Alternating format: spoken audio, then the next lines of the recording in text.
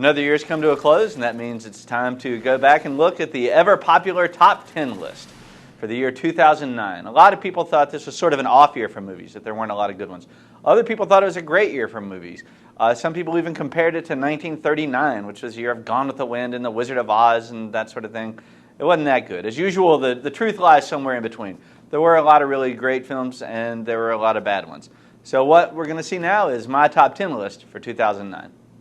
Number 10, we have The Fantastic Mr. Fox, a stop-motion animated film by Wes Anderson that ends up being like a live-action Wes Anderson film. George Clooney is outstanding as the voice of a former chicken thief who's now trying to live a straight life as a newspaperman. Good luck with that, Mr. Fox. Number 9 is Brothers. It's a remake of a Dutch film. It sort of takes a different look at the toll of war on families.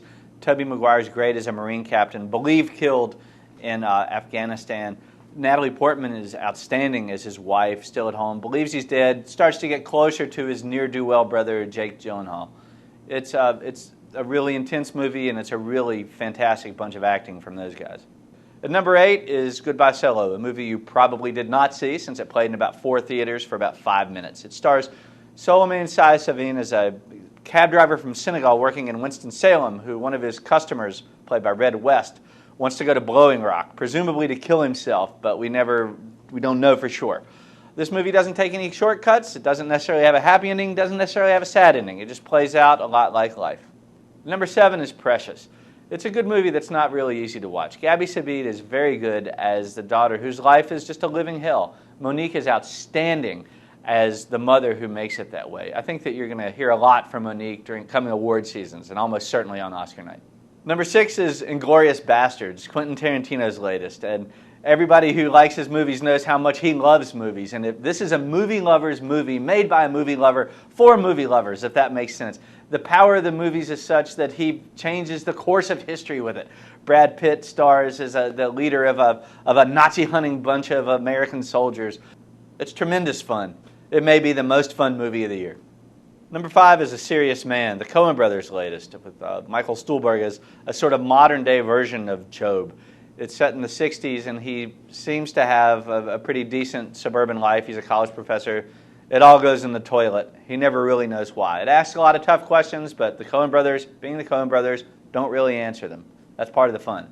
It wouldn't be a movie list without some sort of romantic comedy in there. And at number 4, we've got 500 Days of Summer, which is more than your average romantic comedy. Joseph Gordon-Levitt and Zooey Deschanel are great as a couple whose relationship is bounced back and forth in time. It's not at all syrupy or sappy. What it is instead is just very realistic and very good. We're at the part of the list now where you can move them all around. Sometimes it seems like, depends on, by the time I'm finished with the sentence, I may have changed my mind. Right now, number 3 is up in the air. It stars George Clooney as a guy who travels for his work. He lays people off for companies who won't do it themselves. His life changes in fairly dramatic ways. It's the best he's ever done, and Jason Reitman has made a movie that it's really good for this time in our lives. Number 2 is The Hurt Locker, an incredibly intense movie about guys who defuse bombs in Iraq. Jeremy Renner's fantastic as the guy leading them, who's hooked on the adrenaline. He can't let it go. It's a movie that's amazing not only for what happens, but also for what doesn't. And if you watch it, you'll see what I mean. The number 1 movie of 2009, for me at least, is Up, the animated film from Pixar, who can pretty much do no wrong. There was a time where I started to doubt myself. Can an animated film about a guy who puts balloons on his house and takes it to South America to find his dream, can that really be the best movie of 2009? Then my kids started watching the DVD. I got sucked in again, and I thought, yeah, it really can. This was, to me, the best movie in a really good year for movies.